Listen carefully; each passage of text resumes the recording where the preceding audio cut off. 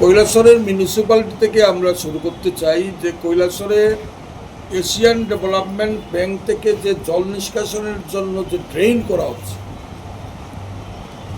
এত নিম্নমানের কাজ।